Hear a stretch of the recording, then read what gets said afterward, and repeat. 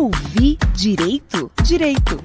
Ouvir direito. Direito. Direito. Ouvir direito? Ouvir direito. O podcast do IDEC, Instituto Brasileiro de Defesa do Consumidor. Os planos e seguros de saúde naturalmente lidam com dados pessoais dos pacientes, na medida em que fazem autorização de procedimentos, auditorias, declarações de saúde, análise de diagnósticos, pagamento de honorários a médicos, entre outras operações. Mas como esses dados armazenados por companhias privadas estão sendo usados? Porque a saúde é uma área muito sensível no que diz respeito aos dados pessoais. A Lei Geral de Proteção de Dados, que acaba de entrar em vigor, não só dialoga com as normas da ANS, que regula a saúde suplementar no Brasil, como também tem partes dedicadas aos dados de saúde. O uso indevido desses dados, bem como de dados de saúde armazenados em equipamentos como smartphones e smartwatches, pode trazer consequências aos usuários.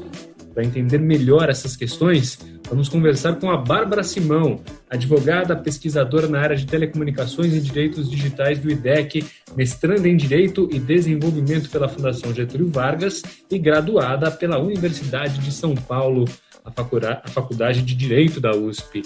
Olá, Bárbara, tudo bem? Olá, tudo bem, Regi? Beleza.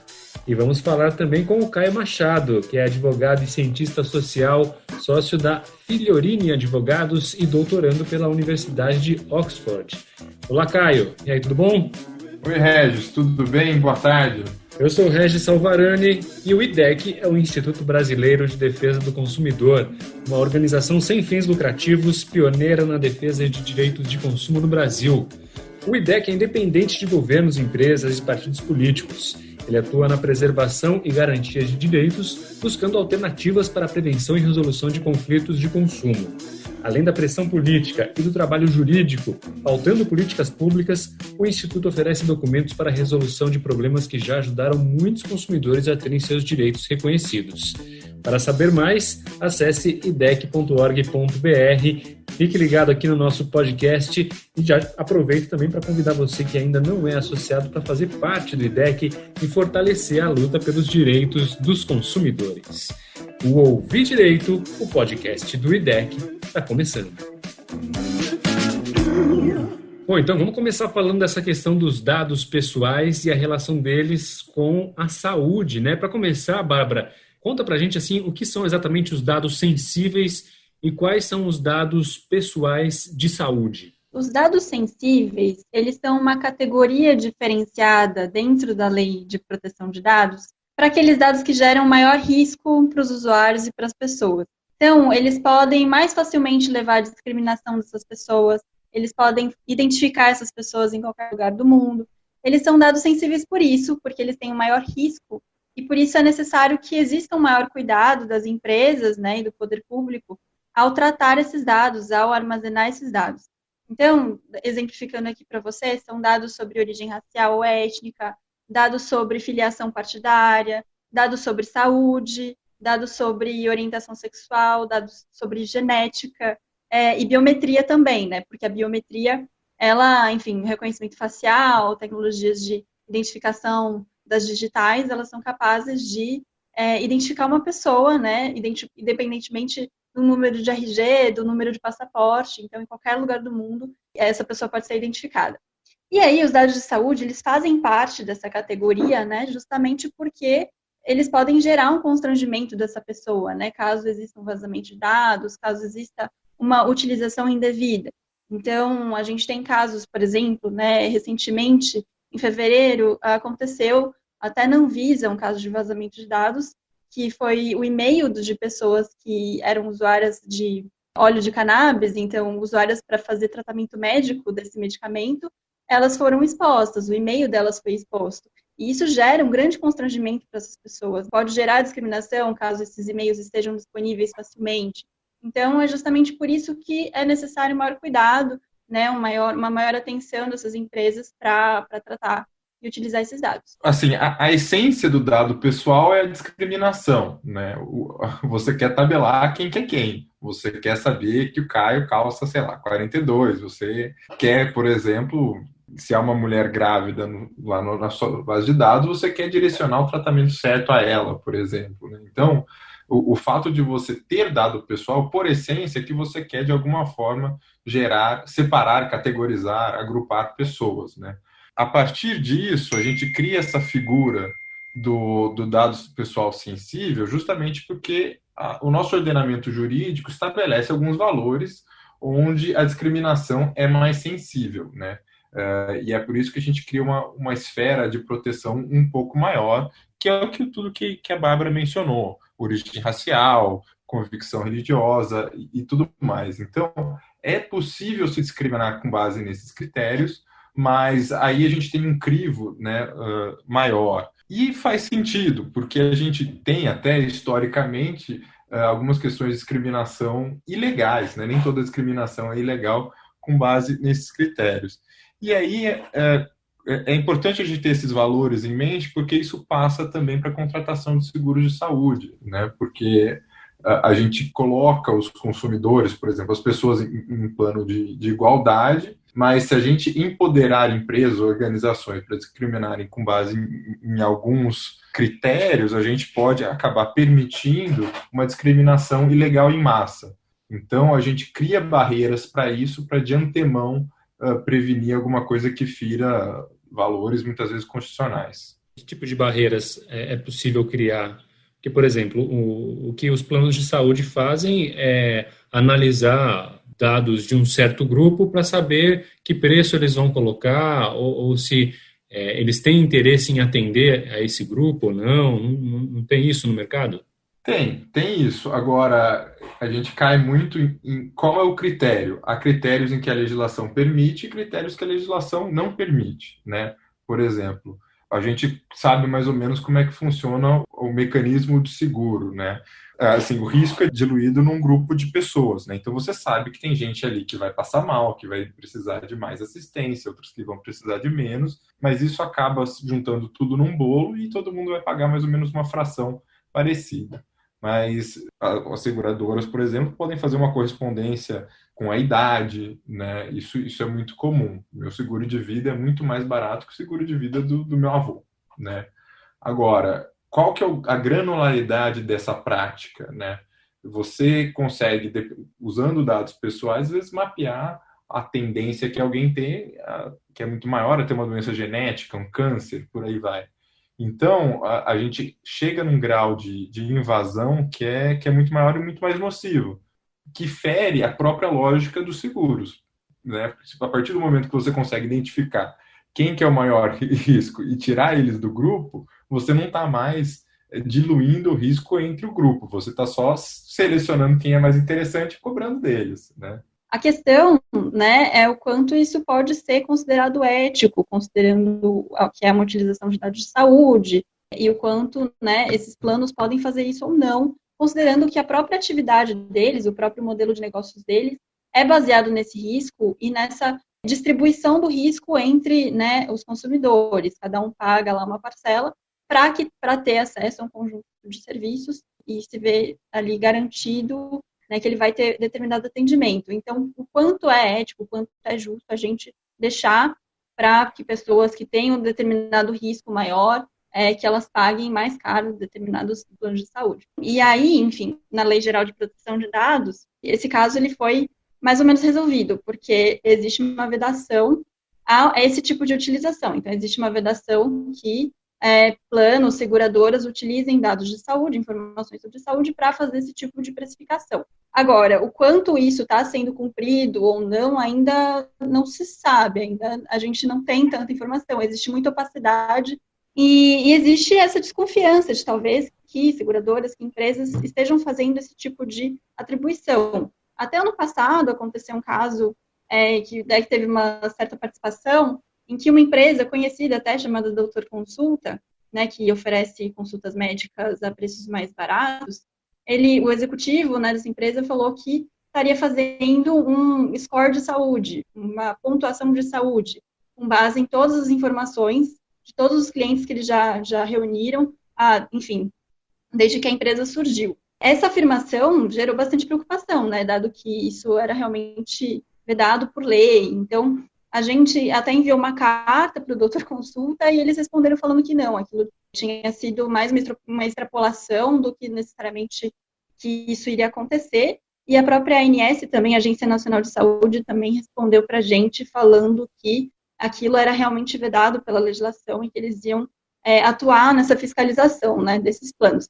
Mas é por isso que é importante, assim, que exista uma fiscalização, porque muitas vezes isso vai fugir do controle, né, das pessoas, dos cidadãos que estão ali individualmente lidando com aquilo. Então, é bastante importante que isso seja realmente investigado, né, que essas práticas sejam auditadas e que isso venha a público. Eu acho que tem uma segunda camada de complexidade aí, que é a seguinte: de fato, a empresa pode vir a público e dizer que ela respeita a legislação.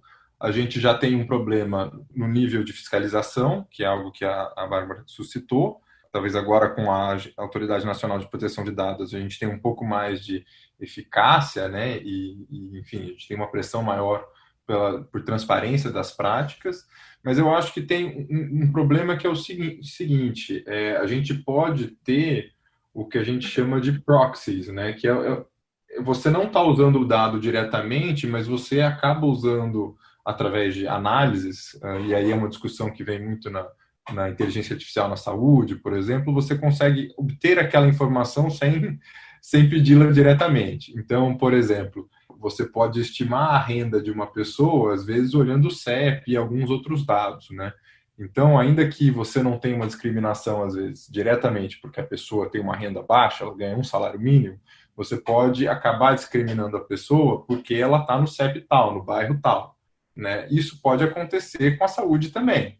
Beleza, a pessoa nunca forneceu que ela tinha problemas respiratórios, etc.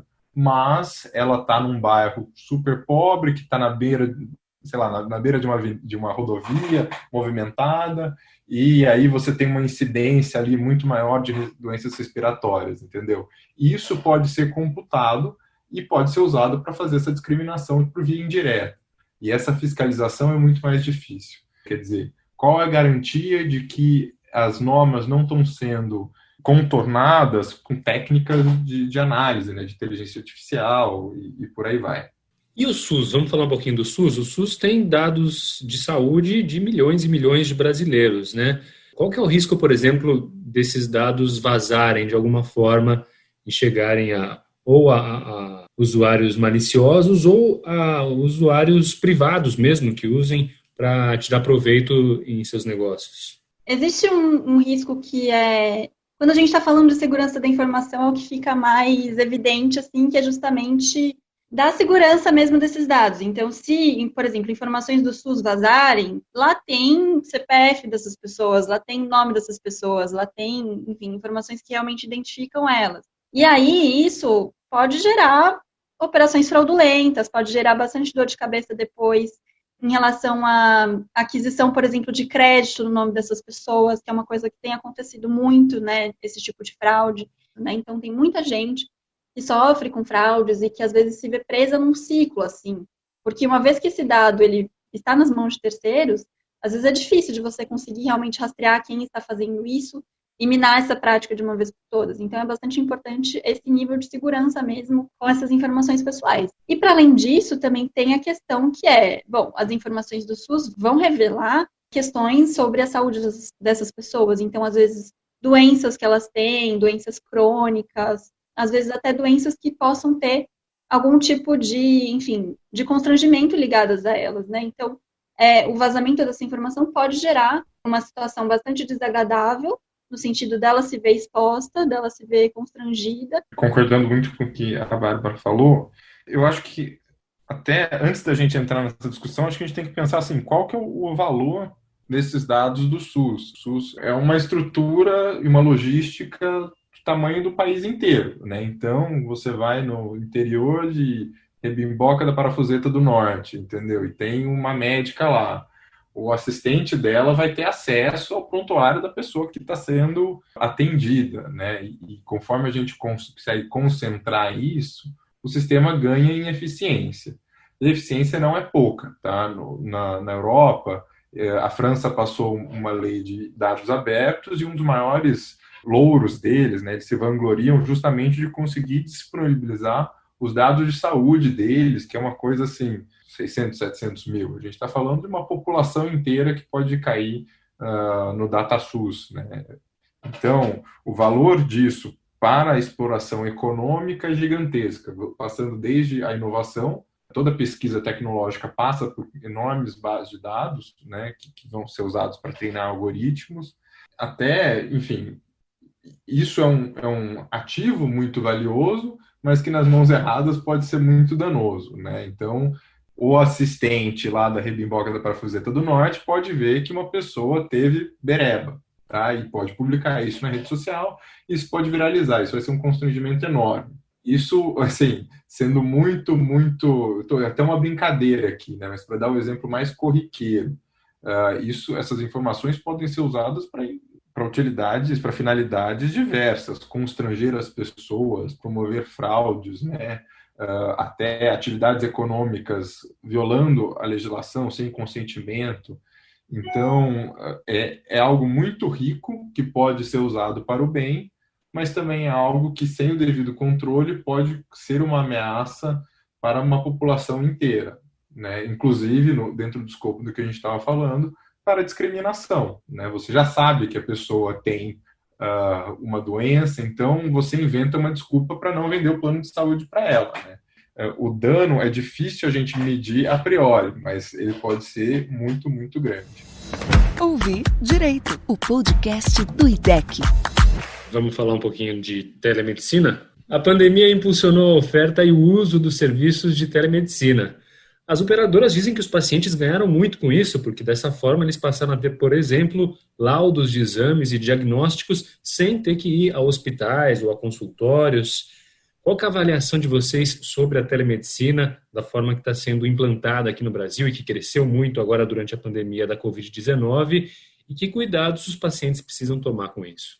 Eu diria o seguinte, a telemedicina foi aprovada em caráter emergencial, já motiva muito tempo para a gente ter algum mecanismo de telemedicina, porque, evidentemente, a eficácia que a gente pode ganhar, né, descentralizando recursos, tendo à distância, toda a otimização que a gente pode ter de deslocamento e por aí vai, e que passa por uma série de entraves de infraestrutura que a gente tem no país, e esse é um outro debate, mas é algo que pode ser muito útil.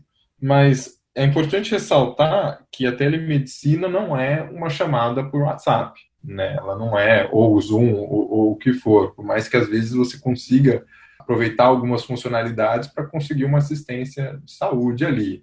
A telemedicina tem que conseguir proteger toda essa esfera da relação do médico com o paciente no ambiente online. A gente cai de novo nessa questão da segurança da informação, que era o desafio lá atrás, quando a gente falou do SUS, né? Então, precisa ter uma plataforma própria, né? Não adianta a gente ficar falando simplesmente via Skype ou Zoom, que é uma plataforma que ficou conhecida pelas invasões. A obrigação também de ter um prontuário, disso ser armazenado, né? E aí até um pouco de embate que vai surgir entre a legislação que precisa ser dirimido pela autoridade, quer dizer, o prontuário precisa ficar armazenado por 20 anos. E aí a Lei Geral de Proteção de Dados estabelece um prazo muito menor. A gente precisa criar balizas para isso.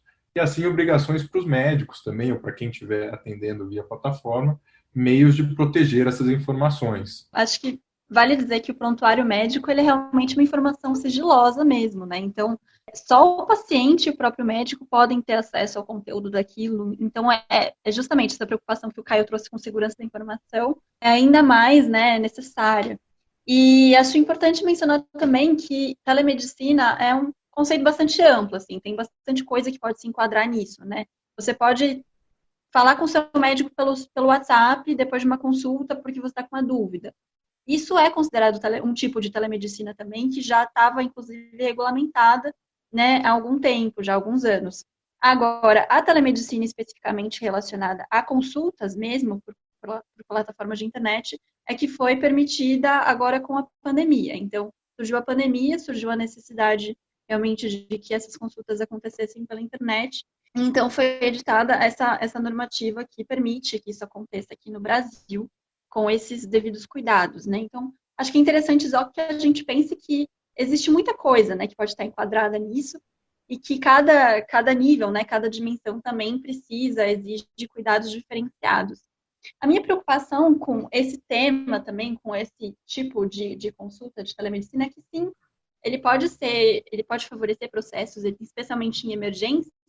A questão é só se isso virar uma regra, se isso virar um padrão, o quanto no futuro, enfim, o quanto isso também não pode gerar algum nível de desigualdade. Pensando aqui, se isso for regulamentado, enfim, se essa prática se tornar mais barata, se esse tipo de telemedicina, se isso não pode ser até mais incentivado do que as consultas médicas presenciais e o quanto isso não pode gerar, eventualmente, desigualdade nesse nível. Então, de pessoas que eventualmente tenham renda mais baixa, acabem preferindo a telemedicina ao invés de consultas presenciais por conta dessa disparidade de preços. Então, essa é uma preocupação assim, que eu tenho com relação a como isso pode ser utilizado no futuro, né? A gente conversava um pouco no episódio sobre dados e educação, que a educação à distância não substitui a educação presencial, né? Agora, durante a pandemia, foi muito usado, tal, com alguns bons resultados e tudo mais, mas não substitui a educação presencial. Assim como a telemedicina também, em muitos casos, não vai conseguir substituir a medicina presencial, digamos assim, né? Sim, é isso, exatamente. Vamos falar um pouquinho, então, sobre os equipamentos que armazenam os nossos dados, né?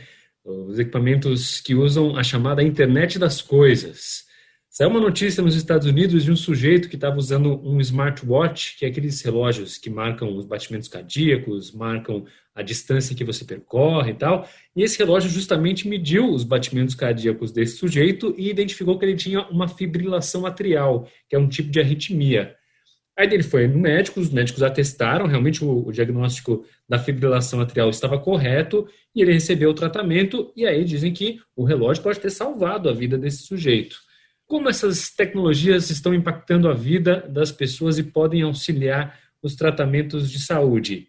E outra, as empresas que estão por trás da fabricação desses equipamentos e dos softwares usados por esses equipamentos captam esses dados de saúde dos usuários, né? Eles podem fazer algum uso indevido desses dados? Eu acho que é um tema muito legal. Esse caso que você mencionou, Regis, é um caso de sucesso, né? O caso em que, de fato, o relógio apontou uma anomalia lá e ele foi diagnosticado. E, em alguns casos, assim, é possível mesmo que o relógio ajude no diagnóstico, né? Até ampliando o alcance da telemedicina que a gente falava há pouco.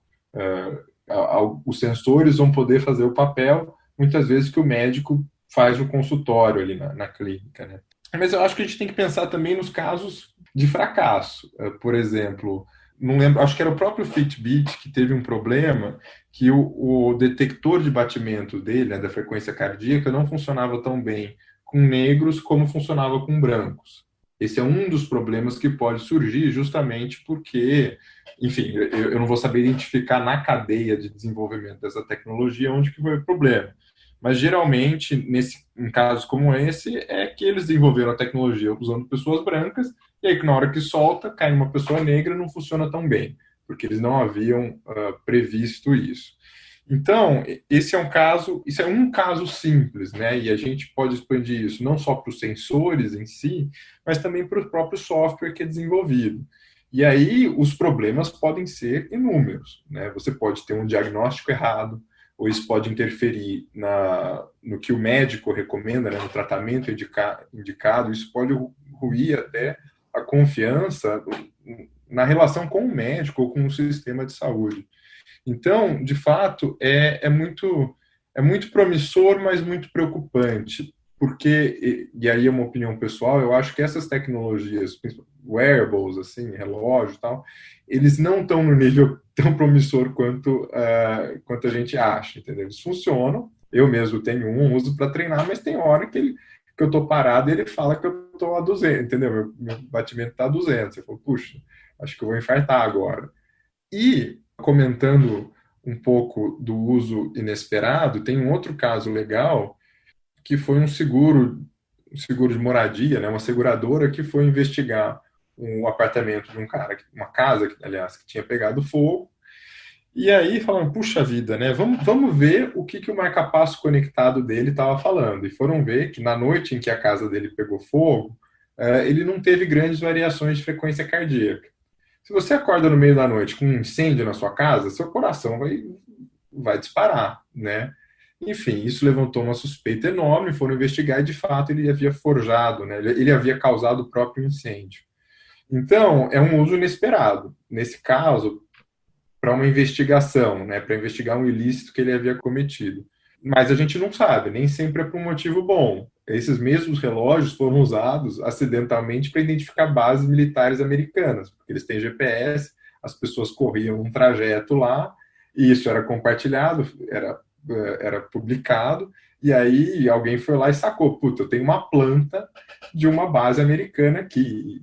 Enfim, os usos inesperados dos dados são muitos, muitos, muitos, e é por isso que eu acho que a gente precisa de fases de controle e vigilância muito exaustivas para a gente ter noção do impacto que esses dados vão ter, não só na saúde das pessoas, mas também, muitas vezes, na esfera econômica, pessoal e por aí vai. Sim, inclusive esse caso das bases militares aconteceu aqui no Brasil também, que era muito utilizado pelo Exército aqui no Brasil também e também foram identificados. Então acontece pelo mundo inteiro mesmo. E acho que também existe uma questão que é assim, existem aplicativos que são para uso geral, né? Então, por exemplo, o próprio Fitbit, as pessoas utilizam às vezes porque querem fazer atividade física, querem controlar, ou enfim, dimensionar algumas questões ali da própria saúde. Existem aplicativos de ciclo menstrual, aplicativos de saúde mental. Então, existem aplicativos que são direcionados para toda a população.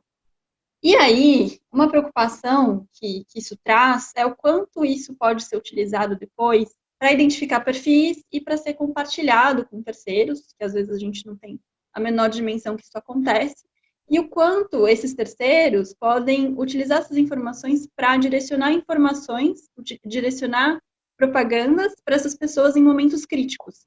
Por exemplo, um aplicativo que seja capaz de mensurar o perfil de sono daquela pessoa, que ela utilize para saber se ela está dormindo bem. Aquele aplicativo sabe que ela vai dormir às 10h30 da noite, sabe a hora em que ela acordou, sabe o momento em que ela teve insônia, e sabe, com base em todo esse ciclo, que pode durar meses ou anos, quais são os momentos do dia até mesmo, em que ela está mais propensa a aceitar uma propaganda ali de um remédio para sono. E, eventualmente, se isso for compartilhado, né, e ela receber essa propaganda desse remédio, pode nem necessariamente ser o que ela precise, porque aí ela comprou aquele remédio sem ir no médico, sem procurar realmente uma consulta, e, eventualmente, ela vai ser pega, vai cair nessa propaganda de certa maneira. E a mesma coisa, assim, com base nesses aplicativos que também mensuram saúde mental, ciclo menstrual, existem esses mesmos problemas, que é justamente a gente não saber, muitas vezes, qual que é o direcionamento, qual que é o nível de compartilhamento de dados que existe ali. E por isso uma preocupação muito grande dessas pessoas com relação a como esses aplicativos, essas empresas estão utilizando esses dados é bastante importante. Eles muitas vezes, né, também querem fazer uma análise prescritiva, então ali verificar, né, se a pessoa está tomando água, se ela está fazendo atividade física, e aí dão dicas, né, olha, você precisa fazer isso aqui para a sua saúde melhorar, senão você vai ter crise renal daqui a 6 meses. O quanto a gente realmente quer desse tipo de análise na nossa vida, o quanto a gente realmente quer um aplicativo, um sistema eletrônico falando para a gente o quão saudável a gente tem que ser, sendo que mesmo o que é considerado saudável não é necessariamente um consenso, né, muitas vezes, entre os próprios médicos, entre os próprios pesquisadores sobre isso. Então, acho que existem várias camadas, realmente, de questões para a gente pensar em relação a isso, né, em relação a qual realmente são as práticas que devem ser permitidas ou não, considerando esse uso de aplicativos relacionados a dados de saúde. Tem até um paper muito bom que discute um cara que decidiu seguir à risca algumas recomendações do relógio dele e do aplicativo, e, enfim, o relógio dele sempre recomendava que ele desse no mínimo tantos passos por dia. E se você atinge essa meta, a meta aumenta. E ele foi batendo, até que chegou uma hora, ele tinha que dar 60 mil passos por dia. Que eu não lembro quanto que era, quase 40 quilômetros por dia, era um negócio absurdo, né? Quer dizer, A recomendação que o aplicativo está dando para a sua saúde é de fato para a sua saúde? Houve um critério ali falando, bom, qual que é, né, o que é recomendado para uma pessoa fazer, ou vai subindo indefinidamente, entendeu? Em algum momento vai deixar de ser saudável para a sua saúde, né? Então, é interessante pensar nisso e pensar na finalidade desse serviço, porque para fazer uma análise geral, muitas vezes a qualidade do aplicativo e do relógio ou de qualquer aparato pode ser suficiente. Aí você faz uma análise geral, vê qual serviço faz sentido você vender, fala, puta, as pessoas estão andando muito, então vamos vender tênis, né? Tênis de corrida. Agora, para fazer um tratamento direcionado, individualizado, de precisão, a gente está falando de outra qualidade, né? E muitas vezes essa qualidade não é atingida, mas é o que está sendo vendido, né? Nossa, controle os seus dados, tenha controle total da sua vida. Então, eu tenho, na verdade, apesar de usar, tenho muitas dúvidas com o que está sendo oferecido, de fato. E a Lei Geral de Proteção de Dados fala alguma coisa a respeito desses dados captados por esses equipamentos? Nada específico, né? Não tem uma regra específica a respeito de aplicativos de saúde, assim, só aquela questão da precificação mesmo, que a gente comentou um pouco mais cedo, mas é provavelmente uma coisa que vai precisar ser regulamentada, né? Então, eu acho que a gente pode esperar para o futuro, por parte aí das autoridades, da Autoridade Nacional de Proteção de Dados, talvez da Anvisa também, uma regulamentação desse tipo de dispositivos. Eu fico, de novo, bastante preocupado com o uso que vai ser feito disso, porque, por mais que a lei nos dê garantias, na prática, eu acho que a gente tem muito pouco como saber e como controlar o uso desses dados, que podem ser inferências mil, né? No caso da Apple, às vezes, uma inferência sobre uma análise que quase igual a um eletrocardiograma, né? Então, é um diagnóstico que está sendo usado para te vender algum serviço. Bárbara, comenta para a gente um pouquinho esse caso da Fitbit, né? Para quem não conhece, a Fitbit é uma empresa especializada em smartwatches, efetivamente, também equipamentos eletrônicos, outros equipamentos eletrônicos desse universo fitness. E os produtos da Fitbit, então, captam os dados pessoais de saúde dos seus usuários. E a Google comprou a Fitbit por cerca de 2 bilhões de dólares. Uma bela soma, né? E o IDEC, o que fez em vista disso, Bárbara? Esse foi um caso que gerou uma preocupação no mundo inteiro, né? Não foi só aqui no Brasil.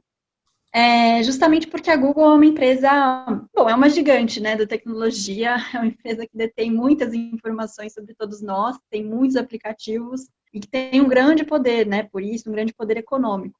E esse caso específico, ele gera preocupação porque a Fitbit é uma empresa de saúde. Então, qual que pode ser o efeito disso para os consumidores no futuro, né? A gente não fala nem a curto prazo, mas a médio e longo prazo. O que pode acontecer com essas pessoas, né? Quais podem ser os impactos para a privacidade? É justamente pensando que, com a coleta das informações de saúde por meio do Fitbit, a Google poderia, eventualmente, também ter uma capacidade maior de direcionar propagandas para esses usuários com base nessas informações. Então, até considerando tudo que a gente já comentou aqui, né? Quais são os efeitos, quais são os riscos, né, o que pode acontecer com base nessas informações de saúde. E isso gerou muita preocupação, né? Tanto porque a Google já é gigantesca, então já existe um grande poder no mercado, e pensando que ela pode se apropriar ainda mais desse outro mercado, que é justamente os dispositivos vestíveis, que têm informações ali de saúde, e que depois isso pode gerar uma concentração. Então, assim, uma campanha que, na verdade, tem acontecido no mundo inteiro, liderada por uma organização chamada Privacy International, que questiona essa operação, essa aquisição da Fitbit pela Google em autoridades antitruste, autoridades que lidam com o direito da concorrência. Então, na União Europeia, esse caso está sendo investigado agora e também na Austrália. E aqui no Brasil, esse caso ele não seria necessariamente notificado para o Conselho Administrativo de Defesa Econômica. Então, ele não seria necessariamente, a Google não precisaria falar para o CAD, olha, estou comprando a Fitbit, preciso que você aprove essa operação. E a gente, né, com base nessa campanha internacional, pensou em enviar uma representação para o CAD justamente pedindo para que eles investiguem esse caso aqui no Brasil também. Pensando que o CAD, né, mesmo na América Latina, também tem quase uma liderança regional aqui e que pode influenciar também outras autoridades na América Latina a investigarem esse caso e a se adentrarem melhor em quais são os riscos, né? E aí a gente tem, enfim, várias questões relacionadas a como o direito concorrencial pode dar uma resposta para isso ou não.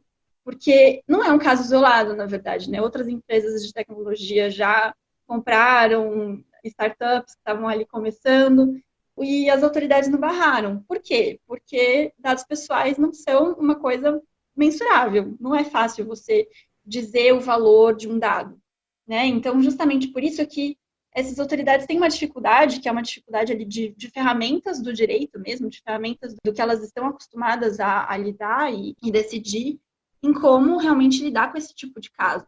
Existe uma visão sobre o bem-estar do consumidor que se baseia muito no preço das coisas. Então, se diminuir o preço para o consumidor final, aquilo é considerado positivo. Mas a questão é justamente essa, né? Nas tecnologias, nas plataformas, a maioria das coisas não tem um preço, elas são de graça. A gente usa essas redes sociais de graça, a gente usa esses aplicativos de graça. E aí o preço deveria ser mensurado com base nos dados. Mas como fazer isso? E aí, justamente, existem essas questões que a gente tem pensado, né? Vários pesquisadores têm pensado, os próprios membros, né, do CAD, dessas autoridades, têm pensado em como realmente mudar esse paradigma, né? Mudar esse paradigma teórico para pensar ali para o futuro e pensar em como lidar com esse tipo de caso.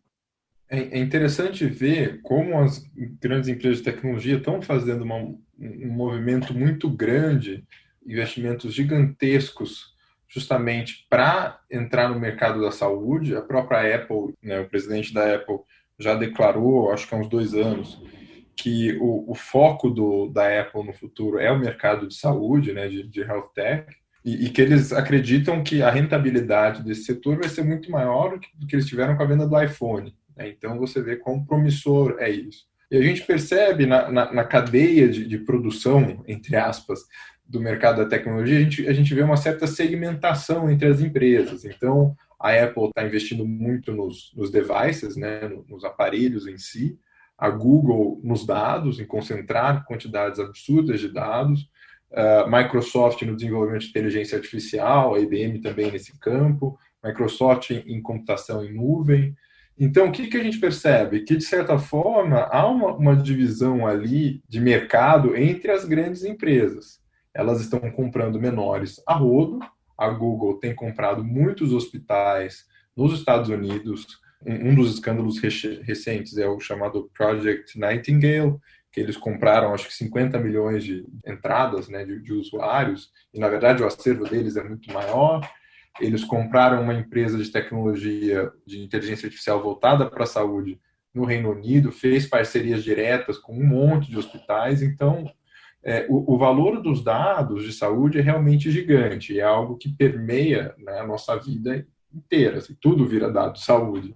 Inclusive, eu vejo isso como uma das falhas da LGPD e da GDPR também, porque a inferência sobre saúde, você pode ter inferência sobre saúde a partir de dados pessoais comuns. Então, eu estou falando isso porque é muito preocupante ver essa movimentação, tá? Elas são empresas gigantescas, têm a capacidade de sair comprando, adquirindo justamente o dado pessoal, e aí isso vai ser o lado para quê? A gente não tem uma clareza, em muitos casos a Google foi na base do jornalismo investigativo que a gente descobriu que a Google estava fazendo essas aquisições, né? Então é uma concentração de poder, não só de mercado diretamente, mas também um poder de interferir diretamente no comportamento dos consumidores e das pessoas, né? Dos usuários. A gente não está falando só de consumidor, em escalas sem precedentes. E até para nós no Brasil há uma relação interessante aí, que é um colonialismo de dados. Quer dizer, eles podem adquirir dados mais facilmente, onde você tem menos proteções, menos leis. E aí esses dados são usados para treinar os algoritmos deles, que depois é vendido de novo para esses países que coletam mais dados. Enfim, tem uma relação aí de concentração de poder, não só concorrencial, mas para algo que até a gente não tem uma definição muito boa, muito, muito grande. Isso é um problema global. IDEC, Instituto Brasileiro de Defesa do Consumidor. Tem uma questão ligada a dados e à saúde que há muito tempo já as farmácias pedem para que os clientes deem o seu CPF, façam um cadastro, porque isso vai te habilitar alguns descontos e tudo mais. Perguntam se você tem plano de saúde. E a gente não sabe muito bem por que a farmácia quer o CPF, até que você recebe uma oferta da farmácia ofertando justamente aquele remédio que você costuma comprar, e a farmácia diz, acho que o teu remédio está acabando. Pô, como é que você sabe que o meu remédio está acabando? Enfim, como é que está essa questão dos dados usados por estabelecimentos como farmácias, por exemplo? Acho que esse caso do CPF nas farmácias, ele tem muito a ver com essa falta de transparência que a gente comentou, né, a respeito de como esse mercado lida com dados pessoais das pessoas. A Lei Geral de Proteção de Dados, ela fala que é necessário que todo tipo de coleta de dados, então, mesmo o CPF nessa situação, ele tem que ser informado o motivo daquela coleta, tem que ser informado a razão, a finalidade daquela informação, o que a farmácia vai fazer com aquilo. Ela vai compartilhar aquilo para um terceiro? Ela vai compartilhar aquilo para um plano de saúde? Ou não? Vai ficar ali para ela fazer registro só de caixa? Enfim, pode ser também, pode ser que a finalidade seja uma coisa, às vezes, própria, interna, mas é importante avisar, é importante dizer, informar para a pessoa, senão ela vai ficar realmente vulnerável. E eu diria também que tem um problema cultural aí, que as drogarias se aproveitam muito, né? O problema da privacidade e da proteção de dados simplesmente não passa pela nossa cabeça, não é algo que foi criado. Diferentemente, por exemplo, da União Europeia, onde já no final da década de 70 havia uma preocupação com a proteção de dados. A França passou sua primeira lei de proteção de dados no final da década de 70, porque o governo quis fazer uma base de dados de pessoas, do CPF mais ou menos, né, de pessoas presas. Nossa, foi um escândalo nacional. Né? Você imagina a catalogação que a gente tem hoje. Mas, enfim, é uma cultura que vem sendo construída já há algumas décadas lá. Aqui não. Aqui é uma cultura que surgiu, eu diria, nos últimos 10 anos, e olha lá. Então, é muito comum, como a Bárbara falou de novo, a pessoa que está te atendendo diz direto, qual que é o seu CPF? Ela não pergunta, você quer informar seu CPF? E eu tive uma experiência muito interessante recentemente com isso, em que eu fui comprar um remédio, e aí eu não quis fornecer. A pessoa que estava me atendendo falou, não, mas olha só, se você fornecer o seu CPF, você tem 50% de desconto. Mas se você fornecer o seu plano de saúde e seu CPF, você tem 70% de desconto. Era um remédio de, acho que R$240, alguma coisa assim, caía para... Enfim, tem que fazer a conta, mas caía para 70. Aí é um dos poucos casos em que a gente consegue quantificar o valor dos dados. Quer dizer, ele valia 70% do valor que eu pagaria. E aí é algo que eu até jogaria para o IDEC, né? Assim, em algum ângulo essa conta não fecha. Seja pela prática em si, né? O que eles estão fazendo com esses dados, ou seja pela prática dos preços, né? Talvez eles estejam jogando o preço lá em cima justamente para coagir, e aí eu uso a palavra coagir mesmo, o consumidor a pagar, ou a fornecer os dados, ou a pagar um valor absurdo. Né? Então, isso eu acho muito preocupante. E o que eu falei da cultura, para completar, é que eu me recusei a comprar o remédio. Eu falei, então, tinha uma lista lá, eu falei, esse aqui eu não vou comprar. E a atendente falou, não, moço, não fica assim, compra o remédio, você precisa, tal. E eu dei um sermãozinho entre aspas, né? Falei, eu trabalho com isso, né? Assim que funciona, tal.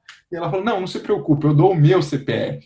Quer dizer, ela foi uma simpatia enorme, né, da moça que me atendeu, mas assim, ela não percebe que isso vai voltar nela mesma. Tem até um vídeo que é bem engraçadinho, que foi feito pela Internet Lab, que é uma organização também que fala de direito e tecnologia, que chama Pergunte Por Quê. E aí a situação é exatamente essa, né? São pessoas dentro de uma farmácia que vão ali para o caixa, e aí o atendente começa a perguntar algumas coisas. Então, qual o seu CPF?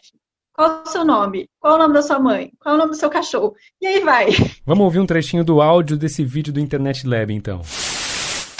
Bom dia. Olá, bom dia. Tudo bem? Tudo bem. Bom dia. Vai ser junto? Vai. Posso tirar uma foto sua pro cadastro? Oi? Posso fazer uma foto sua pro nosso cadastro? Mas eu só vou comprar um shampoo e uma escova de dente, precisa disso? Mas o cadastro ganha desconto? Posso coletar uma impressão digital sua para atualizar aqui também? Nossa, tudo isso? Para ver se você consegue um desconto ou alguma promoção? Ótimo. Pode ser o polegar também? O nome do seu melhor amigo? Melhor amigo. Pro nosso cadastro aqui. Marta? Marta? Você tem animal de estimação? Você não achou estranho tirar a impressão digital na farmácia? Não? Não. No banco tira, né? Às vezes em algum escritório, alguma coisa assim. Normalmente eu não passo de jeito nenhum. Só quando eu faço o cadastro no lugar. Aí você confia. Você não achou estranho de perguntar isso? Eu achei. Pra eu comprar um desodorante é bem estranho. Então, em outros lugares, tudo bem passar, né? É de talvez deixar o porquê para antes, né? De perguntar o porquê. Logo que o caixa, que o atendente já pergunta uma informação dessa. Então, não deixar só para quando ele vai perguntar o nome do cachorro, o nome da tia, enfim, essas coisas. Bom, estamos chegando no final dessa edição do Ouvir Direito. Falamos muito sobre os dados pessoais, os dados sensíveis e sobre saúde, né? Que é uma das áreas mais sensíveis em relação aos dados. Bárbara, conta pra gente, tem um especial no IDEC sobre isso? No site do IDEC? Tem, Regis, tem um especial inteiro sobre proteção de dados, sobre a nova lei de proteção de dados, que entrou em vigor dia 18 de setembro. E lá a gente conta, né, o que muda na vida das pessoas, quais são os principais direitos, o que pode ser garantido, o que a pessoa pode, para quem a pessoa pode recorrer em algum caso de vazamento de dano. Então, são informações ali que a gente considerou essenciais para passar de uma maneira didática para todo consumidor, toda pessoa que tiver alguma questão em relação a isso. www.idec.org.br/dados pessoais. Essa coisa dos dados a gente vinha falando que é muito recente, né? As pessoas não estão acostumadas a prestar atenção nisso, e até eu vi uma comparação interessante que essa LGPD, a Lei Geral de Proteção de Dados, é mais ou menos como um código de defesa do consumidor, né? A gente vamos começar a nos preocupar com isso agora, né? Então, tem muito assunto para tratar a esse respeito, né? Sim, tem bastante coisa. E coisas que às vezes as pessoas ainda não estão acostumadas, né? Como, por exemplo, portabilidade de dados. O que é isso? Não vou dar spoiler aqui, a pessoa vai ter que procurar no site para ver e entender o que é isso, mas tem lá, explicando o que ela vai conseguir fazer com isso. Caio, muito obrigado pela sua participação aqui no nosso Ouvir Direito. Prazer bater esse papo contigo. Quem quiser conhecer mais o seu trabalho, as suas pesquisas, como é que faz? Legal, Regis. Eu queria primeiro agradecer o papo aqui, foi muito bom com você e com a Bárbara. Bom, jogando meu nome, Caio Vieira Machado, no Google deve aparecer bastante coisa, artigos de opinião, até alguns sobre saúde especificamente. Eu publico meu trabalho principalmente no Twitter, no @CaioCVM. E bom, eu tenho uma publicação recente que pode interessar os ouvintes ligados sobre inteligência artificial na saúde, pela Universidade de Oxford. A gente fez uma revisão bibliográfica bem extensa sobre o tema, então isso pode ser algo que pode interessar o pessoal que está nos ouvindo, para onde que nós vamos aí nesse debate muito, muito amplo. Bárbara, muito obrigado pela sua participação aqui, pelos seus comentários. Obrigada, Regis. Foi um prazer participar também com você, com o Caio. Esse é um assunto super interessante, né? Tem muita coisa para comentar, realmente. E mais uma vez convido você que está nos ouvindo a se associar ao IDEC, a ajudar a fortalecer essa luta pelos direitos dos consumidores. O IDEC, além de ter uma série de documentos para pautar defesas dos direitos de consumidor em casos de conflito, o IDEC também pressiona o poder público regularmente, né, diariamente, pautando políticas públicas em defesa dos consumidores. Eu sou Regis Alvarani, muito obrigado a você que nos ouviu até aqui. Esse é o Ouvir Direito. Ouça também as outras edições desse podcast, disponível no site do IDEC e também nos agregadores.